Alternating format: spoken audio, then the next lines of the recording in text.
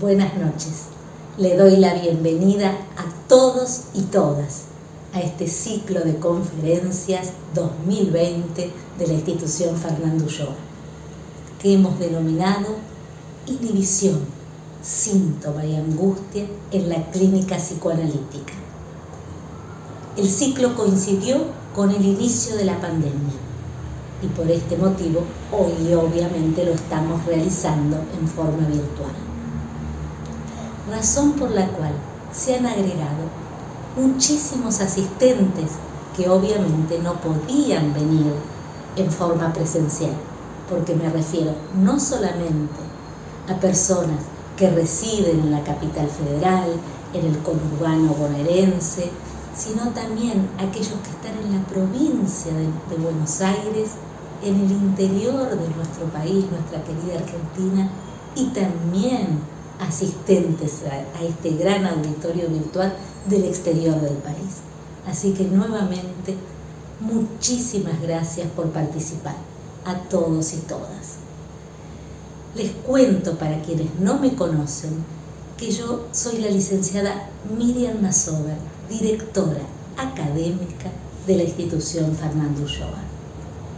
Y les recuerdo siempre, a todos y a todas, que la institución Ulloa es un tratamiento psicoterapéutico con orientación psicoanalítica a niños, niñas, púberes, adolescentes, adultos, parejas y familias.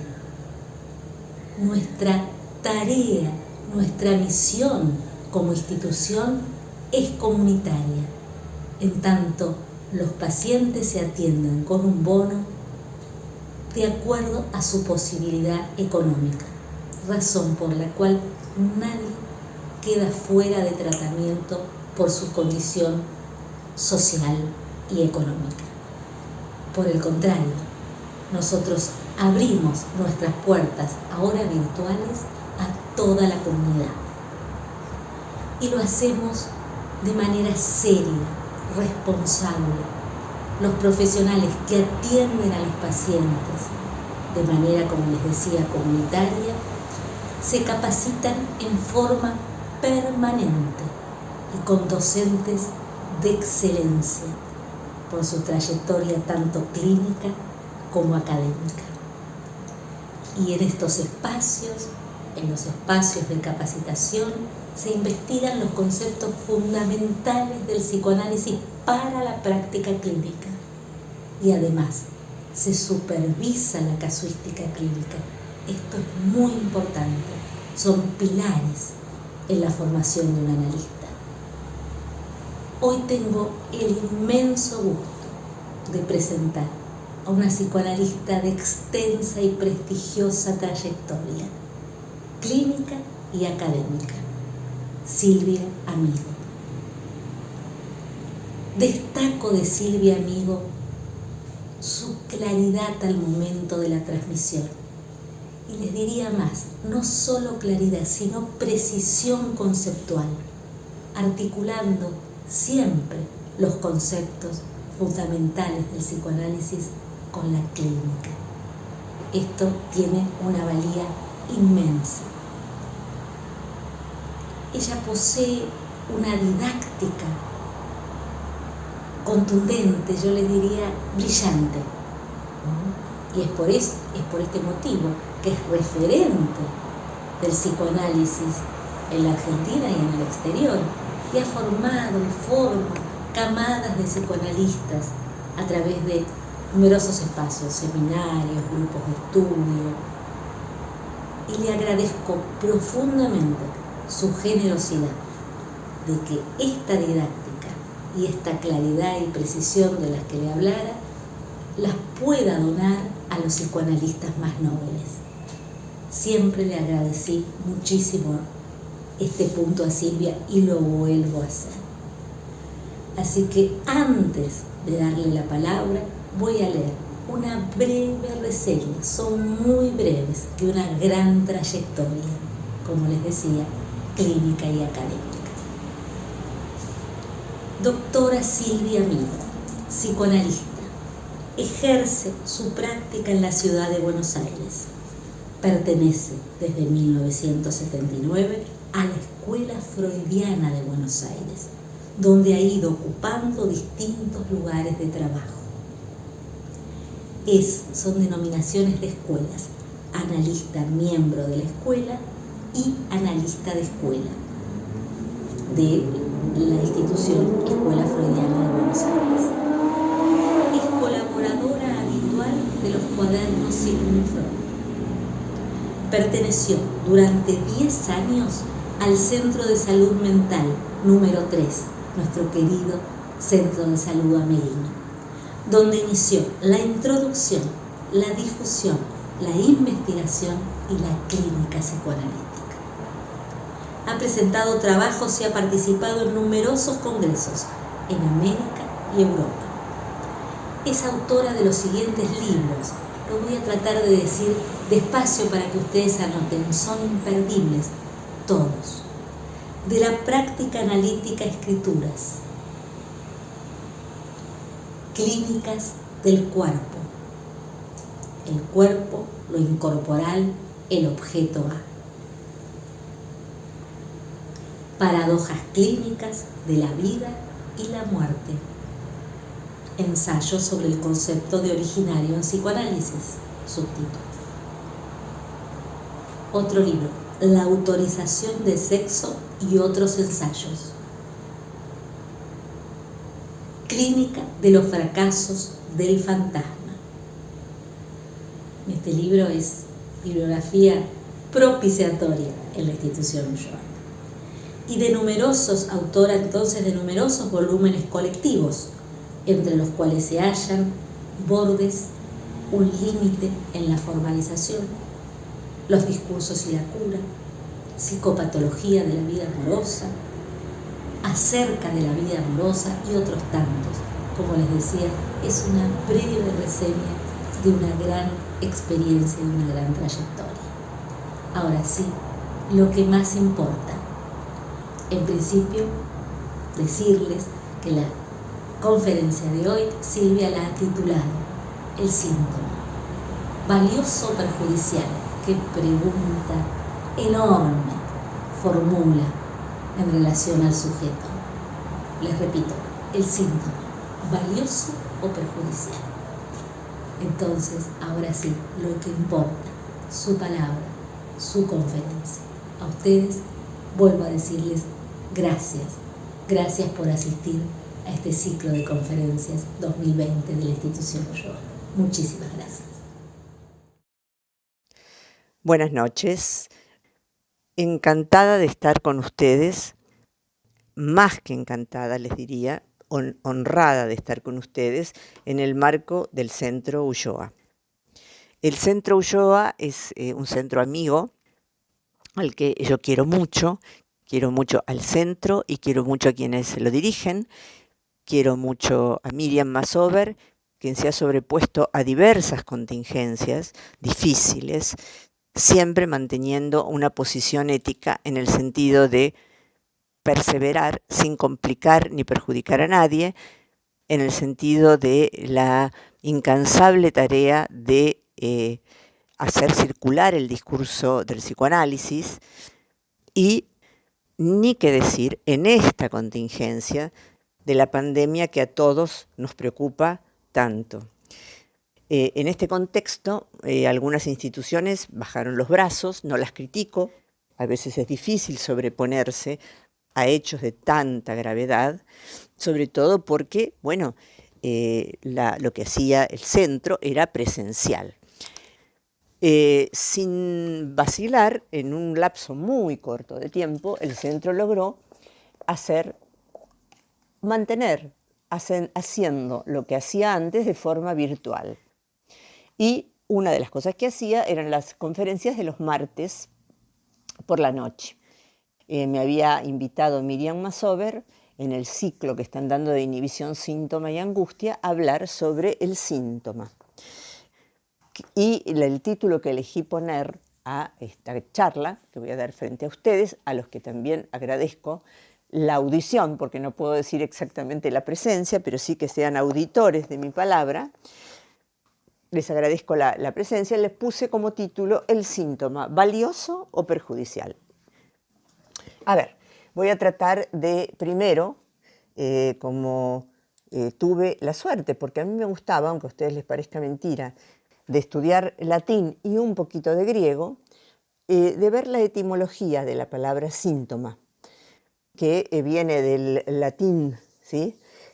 Símptoma, con P, símptoma, de ahí el francés lo mantuvo, symptôme, y también del griego, síntoma, ¿sí? Todo en letras griegas. ¿Pero qué quiere decir? A ver, el prefijo sin quiere decir a la vez, conjuntamente, al mismo tiempo. Por ejemplo, sinfonía, ¿sí? Son los sonidos, fonos, que hace varios instrumentos tocando juntos, sin, ¿sí? Sincretismo, sintagma, sindicato, ¿sí? Bueno, el verbo piptein es caer, que está en síntoma, ¿sí? Esa P que desapareció en el español, que quiere decir que son entonces manifestaciones que caen juntas, ¿sí? Para definir qué cosa, para definir un cuadro clínico donde al analista le importa no etiquetar al paciente, no es ese su propósito, sino tener un diagnóstico de estructura, porque de ninguna manera se va a tratar igual una persona psicótica, un neurótico, un perverso. En general los perversos no consultan, o si consultan es solo cuando se les complicó su escenario perverso. El sufijo ma indica resultado, resultante, acúmulo. Entonces, síntoma es lo que cae junto, ¿sí? Lo que cae junto para dar como resultado un diagnóstico de estructura. Entonces, si bien el psicoanálisis consideró, y con razón, al síntoma una formación del inconsciente, a título parecido, ya que no igual, y ahora voy a decir por qué, a los sueños, los fallidos, los chistes, en el síntoma hay una diferencia.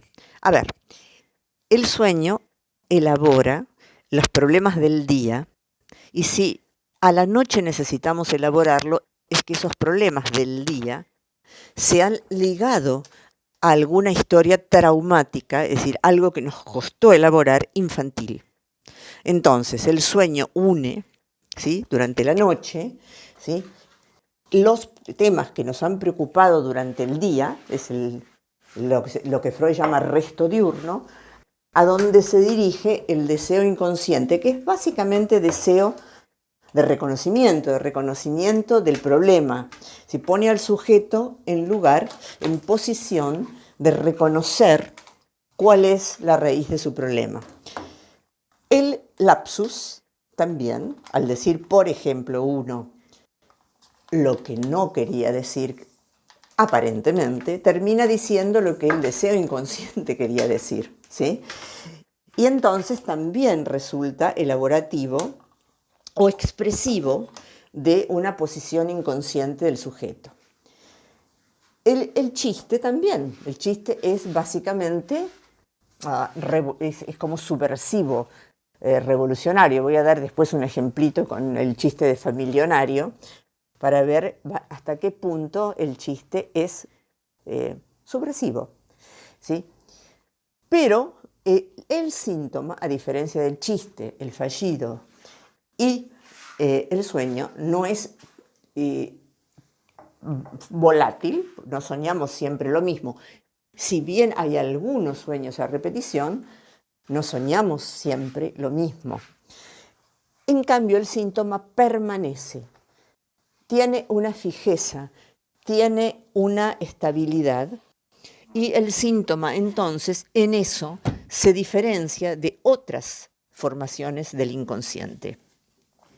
Freud definió en la neurosis al síntoma como una transacción, diciendo no solo que el síntoma era la satisfacción secundaria. Por ejemplo, si tengo un síntoma, falto a la escuela, no me ponen una mala nota y me traen el té a la cama. O si me siento mal, todos me ayudan y me protegen. Esos son beneficios secundarios. Lo que a Freud le interesaba del síntoma es el beneficio primario. El beneficio primario del síntoma, y vamos a tratar de verlo, es la satisfacción de una tendencia, es la satisfacción de una pulsión, ¿sí? Al mismo tiempo que por satisfacer una moción pulsional que no debiera ser satisfecha, el síntoma nos cobra castigándonos, ¿sí? Hay un pequeño ejemplo que Freud da de una paciente que quería tomar el lugar de su madre al lado del padre. La madre tenía una enfermedad pulmonar o bronquial, no recuerdo, y entonces tosía. Y la paciente tose. Y Freud le interpreta, ¿querías ser tu madre? Pues bien, ya tienes sus padecimientos. O sea, a la vez satisface la tendencia edípica y al mismo tiempo cobra como un castigo o una molestia. Bien, esto valdría para la estructura neurótica. Y entonces, a diferencia de otras formaciones del inconsciente, el síntoma permanece estable, está ahí, no se va, no se mueve. Pero yo quisiera también decir que esto es en el sentido estricto, un síntoma neurótico, y está muy bien, pero que en otras estructuras clínicas, lo que podríamos llamar ya con mucha amplitud y muchas ganas de ser más abarcativos, podríamos llamar síntomas, por ejemplo, al delirio. Y vamos a ver entonces cómo Freud también le da en las psicosis, ¿sí?, enfermedades donde se ha roto la trama, ¿sí?, del sujeto que lo mantenía ligado, ¿sí?, a la realidad, ¿sí?, a la realidad que depende de la formación del fantasma inconsciente, que depende de la anotación de la ley de prohibición del incesto. Freud decía lo siguiente, y es muy interesante. Decía que cuando hay un desgarro de la trama, ¿sí?, psíquica del sujeto, el delirio es un intento de curación. Es un intento de curación. Vamos a ver un ejemplo, esto vale para esa estructura clínica. En el caso de Schreber, del gran psicótico paranoico Schreber, ustedes saben que Schreber tenía un padre, ¿sí?, que es el ortopedista y pediatra, Schreber padre, que tiene un libro y que todavía hoy se lee en Alemania. Tiene un libro de educación infantil que tiene aparatos ortopédicos para que el niño esté derecho, que le pinchan si se pone encorvado, métodos de reprimenda, donde les doy un ejemplo, hay montones, y realmente leerlo da vuelta al estómago. Donde, por ejemplo, el niño tenía, después de recibir un castigo corporal, un golpe, que besar la mano de quien lo había golpeado, pero sin rabia y sin odio, que es normal que uno tenga rabia, odio, sentimientos cuando recibe un golpe. O sea, que tenía que besar la mano que lo había golpeado, pero verdaderamente con agradecimiento. Bueno, este es el papá de Daniel Paul. Daniel Paul es el hijo. El padre tuvo 5 hijos, 3 mujeres y 2 varones, ¿sí? Uno de los varones se suicidó, ¿sí? Entonces, a Schreber le quedaba como misión hacer que el apellido Schreber se expandiera, porque las hermanas casadas tenían hijos con los nombres de sus maridos. Pues bien, con todos estos antecedentes, Schreber vivía con su esposa y su madre, y la mujer, la esposa, perdía hijos. No es que no quedaba embarazada, sino que hacía abortos espontáneos a repetición, que hoy día sabrían definir por qué razón pasaba eso y quizás curarlo, pero en ese momento ustedes saben que esto era imposible. Cuando los médicos le dijeron a Schreber que era imposible, ¿sí?, que la mujer siguiera perdiendo sangre y arriesgando su vida con los abortos espontáneos, y que además la edad ya hacía peligroso esto, Schreber sabe que no va a poder infinitizar el apellido de su padre, que su cuerpo no va a poder engendrar hijos. Entonces, tiene una primera descomposición con una hipocondría delirante. A ver, hablando de la pandemia, todos podemos ser ligeramente hipocondríacos. Eso no sería nada terriblemente grave. A veces pensamos que estamos enfermos y no lo estamos. La hipocondría delirante es, por ejemplo, pensar que nuestro hígado se está pudriendo, que nuestros pulmones están aguzanados. Bueno, hace una primera internación donde lo atiende el profesor Flechsig, que es tan autoritario como lo era el padre, ¿ya? Como se hacía antes con los enfermos nerviosos, como se lo llamaba. La esposa de Schreber estaba tan agradecida con Flechsig que puso un retrato en un portarretratos al lado de la cama donde el matrimonio dormía. Schreber empieza lentamente a fabricar una idea delirante. ¿Qué es una idea delirante? Una idea delirante es una cadena de pensamientos que no está sujeta a confirmación. ¿Qué quiere decir esto? Nosotros podemos crear una teoría. Freud mismo creó una teoría, pero está sujeta a confirmación, es decir, puesta a confirmar. Por ejemplo, ¿se sienten mejor las personas que utilizan el método diseñado por Freud, el psicoanálisis al que tanto le debemos? Sí, están mejor. Entonces, sujeto a confirmación en el lazo social, se confirma que esa cadena de pensamientos que llamamos psicoanálisis, que tiene una metapsicología y una teoría, sirve. Bien, el delirio, en cambio, es una cadena de pensamientos no sujeta a confirmación. Ninguno de nosotros podría apoyar, ningún médico podría apoyar que el hígado de uno se está pudriendo o el pulmón está gusanado. Bueno. Bien, entonces, empieza a pergeñar un delirio que ustedes bien conocen, que es una primera sensación física que precede a la constitución del delirio y a la que en principio Schreber se va a resistir, que es la siguiente idea que le asalta una noche. Qué hermoso sería ser una mujer en el momento del coito. Se horroriza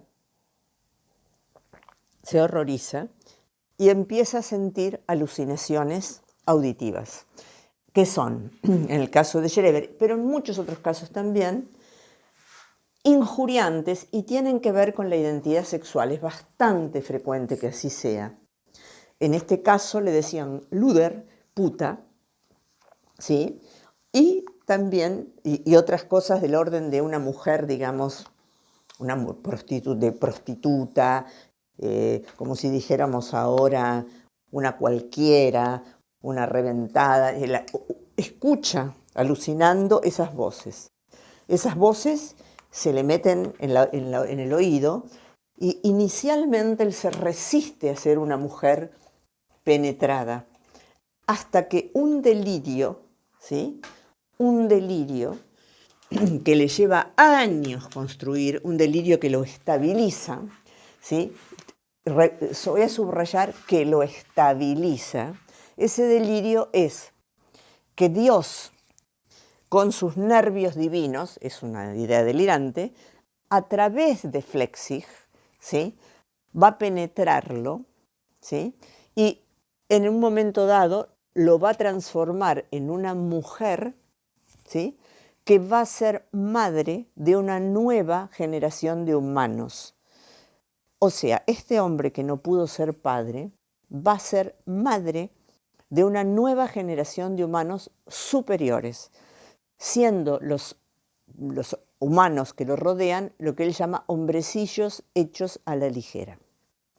Freud, obviamente, que estudió a Schreber no como paciente. Schreber, cuando hace este delirio, es internado otra vez en la clínica de Flechsig, ¿sí?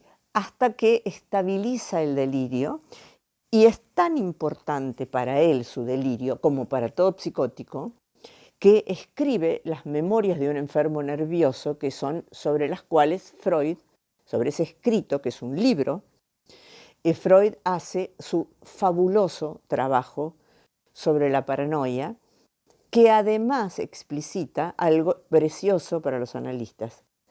Justamente porque es un remiendo a un desgarro en la trama, el delirio no se discute. ¿Sí? Entonces, como ven, hasta ese síntoma es valioso. Hasta el síntoma de una paranoia delirante, totalmente establecida y diagnosticada, es valioso. No se discute. Bien. Entonces, ¿qué hace un analista con una psicosis? Bueno, hay un analista francés, quizá ustedes lo conozcan, Jacques Lacan, que dijo algo que es muy interesante. Dice, el analista es el secretario del alienado. El secretario del alienado, es decir, no le discute el delirio, simplemente trata de que no lo actúe. No lo actúe. Otra cosa típica, sintomática, o sea, cae junto, permite sacar una conclusión de cuadro clínico, es la megalomanía, para bien o para mal. Imagínense lo importante que tiene que ser un sujeto para que Dios lo elija como madre de toda la humanidad. Decía, aunque sea algo terrible, es importantísimo. Y bueno, es también una solución al desgarro narcisista que sobre el cuerpo de este chiquito había torturado, diría yo, ese papá. ¿Sí? Bien. Entonces, hasta en las estructuras psicóticas, que, bueno, para aprender a trabajar con psicosis, en principio, no vamos a trabajar hoy, pero en principio les diría esto que les digo. El delirio tiene ya, en esa estructura tremendamente compleja, el lugar de una costura a una ruptura, un remiendo a una ruptura de la trama. Por eso el analista no lo discute. En la neurosis, entonces, Freud, que ahí sí hay un mecanismo de represión y vuelta de lo reprimido, Freud, ¿sí?, se encarga de ver cómo el síntoma también resuelve a un costo muy alto, y en la neurosis sí hay posibilidad de cura. En la neurosis vamos a dar un ejemplo de Freud, así todos los conocemos, que es, voy a remitirme al ejemplo de Juanito, que ustedes lo pueden leer, Historia de la fobia de un niño de 5 años. En realidad, Juanito, vamos a decirlo así, es hijo de una mamá paciente de Freud y de un papá, ¿sí?, que concurre los miércoles a la casa de Freud porque forma parte del grupo de los miércoles, donde un grupo de intelectuales vieneses se reunía por la noche a discutir no solo temas de psicoanálisis, sino temas de la cultura en general. Allí, ¿sí?, entonces estaban imbuidos de psicoanálisis. Esta mamá tenía una conducta particular con el nene. Era muy querido, era muy cuidado, pero la mamá tenía con él algunas conductas que puedo subrayar. Por ejemplo, lo llevaba con ella a la cama, lo llevaba al retrete, hacia hacer pis o caca con ella, dormía en la misma habitación, ¿sí? Y el nene estaba prendado de esa madre y estaba en lo que Freud llamó perversión polimorfa, del normal en el chico, es decir, gozando de esa cercanía a la madre. Bueno, bien, sabemos hoy quién era Juanito. Juanito le pusieron Hans, era Herbert Graf. Herbert Graf. El papá de Juanito era el músico Max Graf. ¿Sí? Max Graf. Bien, Juanito o Herbert, ¿sí? Escuchaba a su papá decirle inútilmente a la mamá que por favor lo sacara de la cama. La madre escuchaba al padre haciendo lío, quejándose y qué sé yo, pero no lo quitaba de la cama. Bien, ¿qué pasa con Juanito? En un momento dado descubre el placer que le da tocarse su pene, su pequeño pene, es decir, masturbarse ligeramente. Ligeramente. La madre, que le permitía hacer de todo, de pronto se pone en contra del niño y le dice que eso es una porquería. Entonces, piensen en cómo se sentirían ustedes. Pueden hacer de todo con la madre, es decir, todo lo que se llama incestuoso o endogámico, pero Juanito, cuando quiere tener un goce propio de él, una satisfacción de él, ¿sí?, que no tiene que ver con ese pegamento a la madre, es censurado. Es decir, los chicos, por supuesto, uno no va a tratar de favorecer la masturbación infantil, pero tampoco uno no puede censurarla, puede decirle a un niño que lo haga en privado, que no lo haga frente a los adultos. Entonces, Juanito, ¿sí?, que sabemos hoy que es Herbert Graf, ¿sí?, hijo de este papá, un gran músico, director de orquesta, gran músico, pero un papá frente a la mujer impotente, ¿sí? Juanito lo primero que va a hacer es tratar de seguir masturbándose. Entonces a la noche, para que ni siquiera a solas y a la noche se pudiera satisfacer, le ponen un pijama todo cerrado, como con cierres en la entrepierna, delante, cosa que no pudiera poner su mano en su propio cuerpo. A la vez que le prohíbe la masturbación, la madre queda embarazada de su hermanita Hannah. Yo siempre hago un chiste en relación a esta nena, porque digo, bueno, la madre recibió un falo 0 kilómetros, ¿sí? Tenía un niño pequeño falo pegado al cuerpo de ella, pero recibe un 0 kilómetros. Entonces el usado pasa, esa noche que nace Hannah, el usado, Herbert, pasa a otra habitación. Es decir, y ponen, en donde estaba él, la ponen a Hannah. Entre esa prohibición y el nacimiento de Hannah, lo que hace Juanito es aquello a lo que el año pasado el Centro Ulloa se ocupó de trabajar, que es la angustia. La angustia. Se angustia. Y sueña que, por ejemplo, uno de los sueños relatados en el historial es que se va lejos y no puede hacer mimitos con la mamá. ¿Sí? Angustia. Ahora, así como el síntoma es estable y largo en el tiempo, la angustia es insoportable, es infumable, como se dice ahora, imbancable, y requiere una solución. En Inhibición, Síntoma y Angustia, Freud dijo, y ahora estamos hablando del caso de un niño, si los niños hasta que no establecen una estructura clínica no se diagnostican. ¿Bien?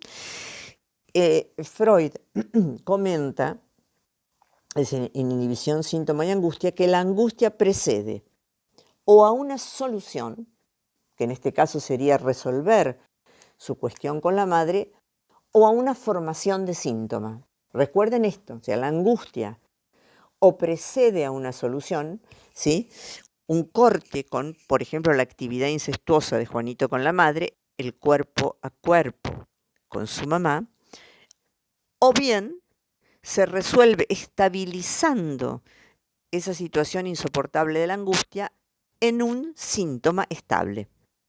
Es lo que hablábamos antes del síntoma. Bien.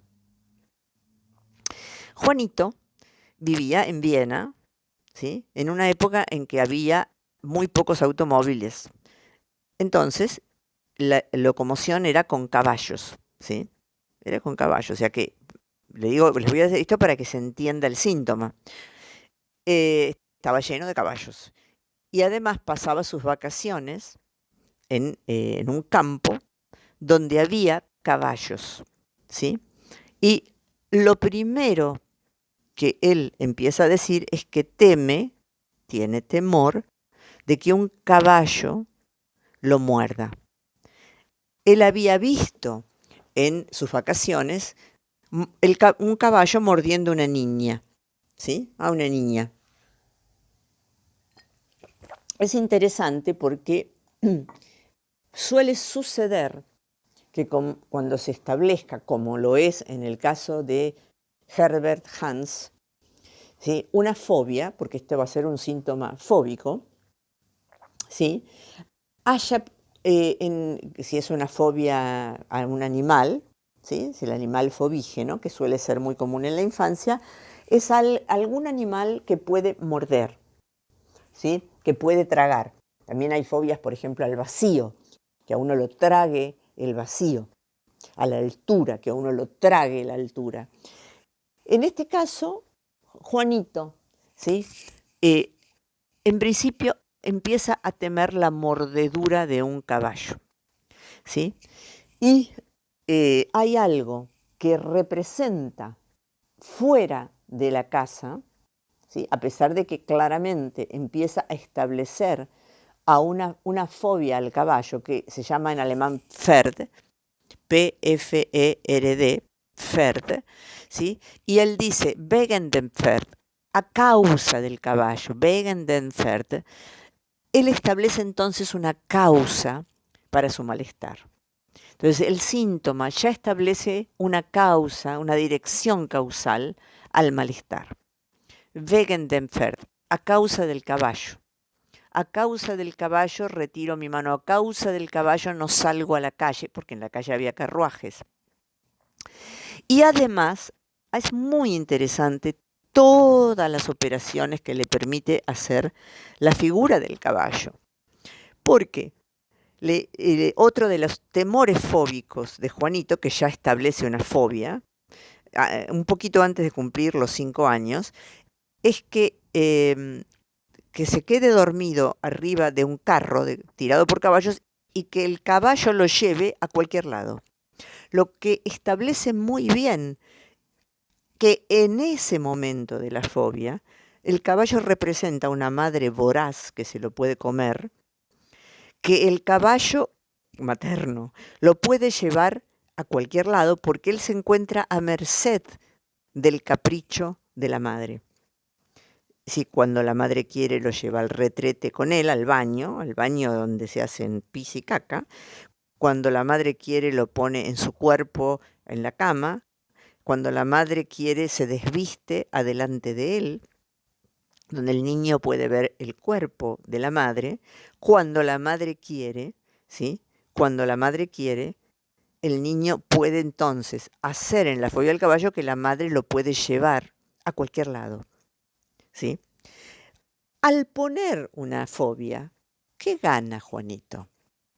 ¿Sí? ¿Para qué le sirve? Hasta acá, vamos a ver que la evolución de la fobia es bastante interesante. Pone, ¿sí?, afuera de su casa, representando en un animal voraz. Habitualmente las zoofobias son con animales voraces, animales o que pican o que pinchan y muchas veces que ladran o que abren la boca, que pueden comernos, ¿sí? Representa, ¿sí?, a la madre, ¿sí? Hay toda una serie de comentarios muy interesantes, no les puedo ahorrar leer el material, es fabuloso, donde queda dicho cómo él se interesa en ver si la madre tiene Bibi Maher, hace pipí o no hace pipí, ¿sí?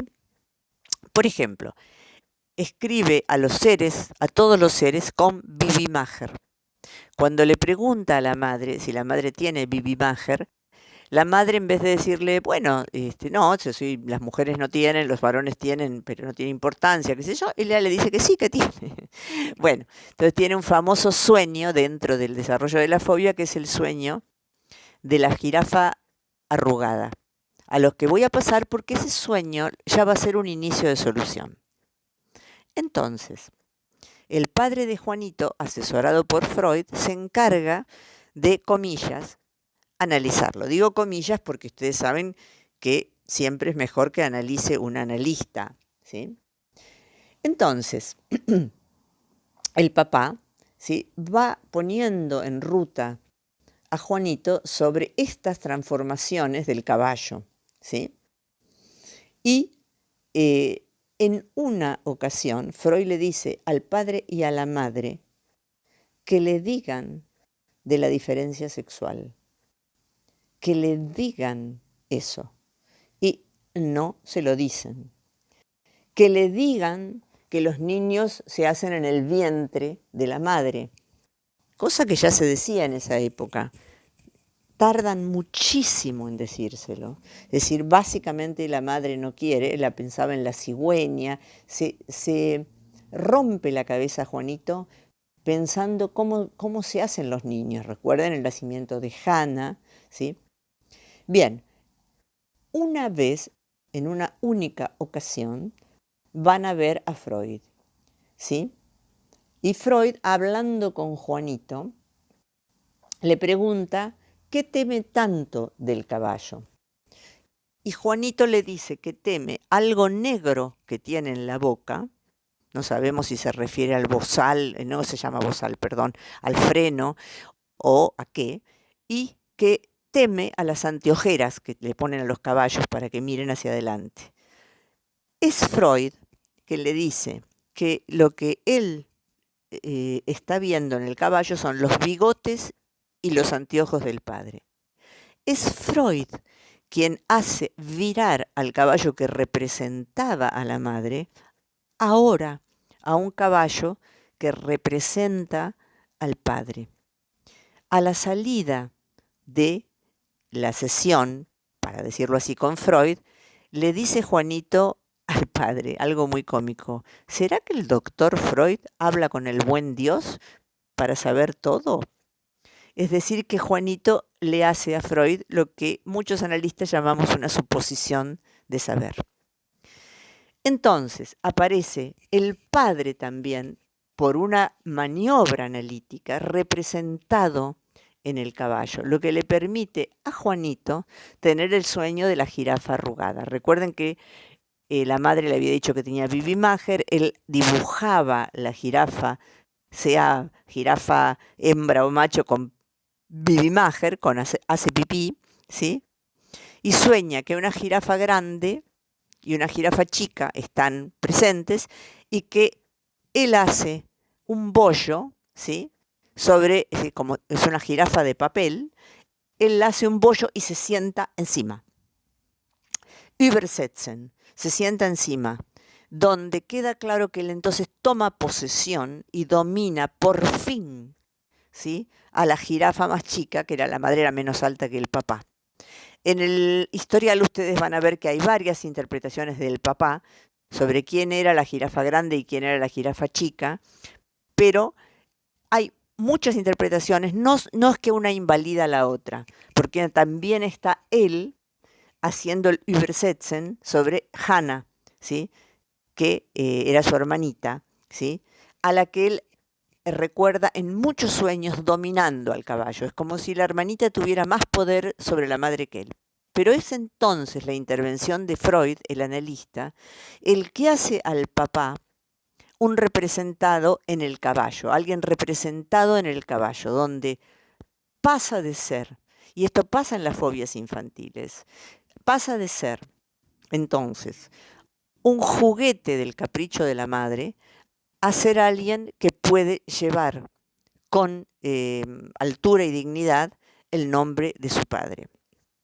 Bien, en algún momento del historial, Juanito empieza a aflojar su fobia a los caballos. O sea, el caballo le permitió a Juanito vamos a usar ahora un término que usó Lacan. Dice, la fobia infantil es una plataforma giratoria entre la perversión polimorfa infantil y la entrada en la neurosis. Es decir, que gracias al síntoma, el niñito fóbico salió de la perversión, que luego puede ser, porque en los niños no se diagnostican, la perversión polimorfa es estructural, podría llevar a un desencadenamiento grave, ¿sí?, de otra estructura, la psicótica, a pasar a la neurosis. Ahora bien, ¿de dónde sacó Lacan el término plataforma giratoria? Les cuento. Recuerden que Max Graf, el papá de Juanito, era músico.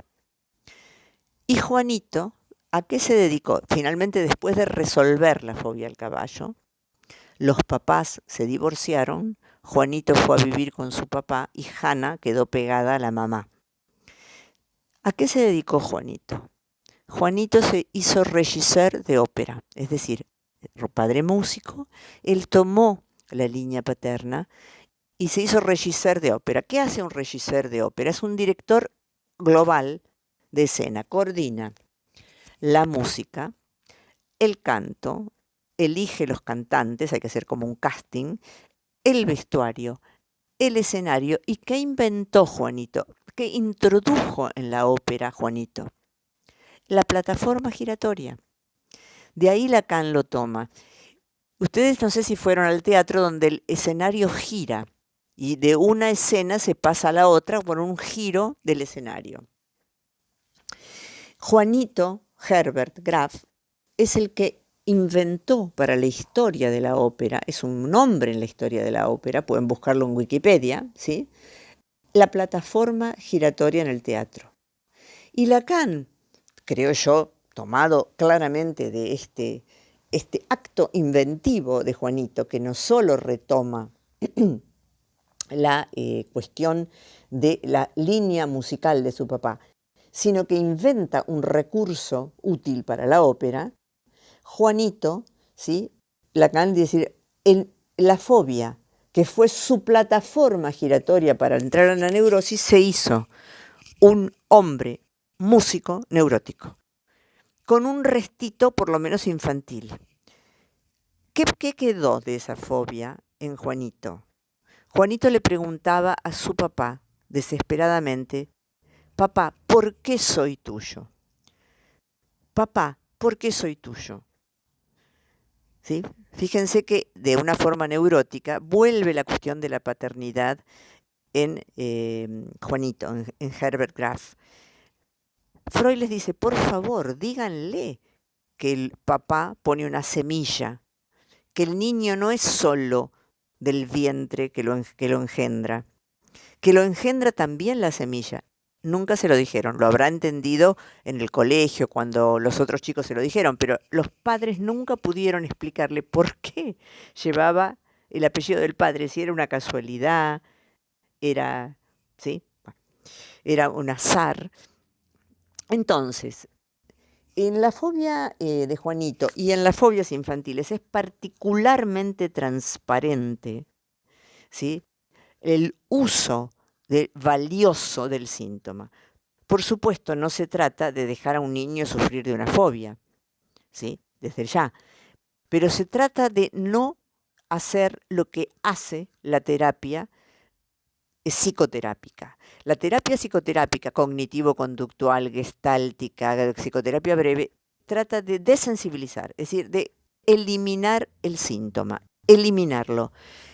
El psicoanálisis considera el síntoma material precioso y jamás soñaría en eliminarlo.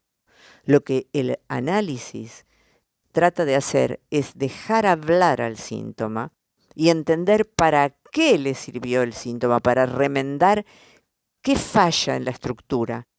Estoy hablando ahora de la neurosis, ¿sí?, que en la neurosis se puede dejar de sufrir tanto por el síntoma y hacer un uso mejor, la resolución mejor del problema que llevó, ¿sí?, en este caso a Herbert, a recurrir a un síntoma que hubiera hecho muy mal el entorno en quitarle, ¿sí? Por supuesto, tampoco se trataba de dejarlo no pudiendo salir de su casa en Viena, porque había caballos. Después vinieron los automóviles, pero había caballos.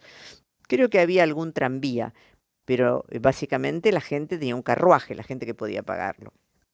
Bien, en relación al sujeto supuesto saber, les voy a comentar un poco el chiste ¿sí? de Hirsch-Hyacinthe. Hirsch-Hyacinthe es un personaje que representa a Heinrich Heine. Heinrich Heine es un escritor cómico que le gustaba muchísimo a Freud. Según me cuentan, yo no pertenezco al pueblo judío, hay una ley judía, la Sedaká, que hace que el judío tenga la obligación ética de ayudar a los congéneres, a los que pertenecen al mismo pueblo, con una dádiva si algún judío se encuentra en problemas. Entonces, Hirsch-Hyacinthe, que representa a Heinrich Heine, que era pariente de Salomón Rothschild, va a ver a su pariente lejano, Salomón Rothschild, para pedirle dinero, porque estaba en problemas. Y le preguntan cuando sale de la casa de Salomón Rothschild con un poquito de dinero, ¿cómo te fue con Rothschild? Y él dice, muy bien, tan cierto, escuchen bien todo, tan cierto como que el buen Dios vela por nosotros, es que Salomón Rothschild me trató de una forma totalmente familionaria. Los analistas insistimos mucho en la condensación entre familiar y millionaire, y da familionario. Pero es importante que ustedes entiendan que lo subversivo de ese chiste es también poner en duda que el buen Dios vele con nosotros. Hay una ecuación. Tan cierto como que el buen Dios vela por nosotros es que Salomón Rothschild me trató de una forma totalmente familionaria. Bien, Juanito, cuando dice de Freud, es que el doctor Freud, el profesor Freud, habla con el buen Dios para saber lo que significa el caballo. En parte está reconociendo el sujeto supuesto saber. Hay una pequeñísima, un poquitín de burla, pero cuando un análisis termina, es cuando el neurótico, mucho después de que haya terminado su análisis, o sea, termina su análisis, viene un tiempo, empieza a darse cuenta que el que puede velar por nosotros es uno mismo, que no hay buen Dios que vele por nosotros. Mientras tanto, el síntoma nos ha sido de gran utilidad. No para dejarlo estar y para que la gente sufra, sino para entender que no se lo puede abolir con una intervención brutal. Bueno, espero que les haya servido y recuerden que para los niños muchas veces las fobias infantiles constituyen su entrada en la estructura. Gracias a todos, un beso.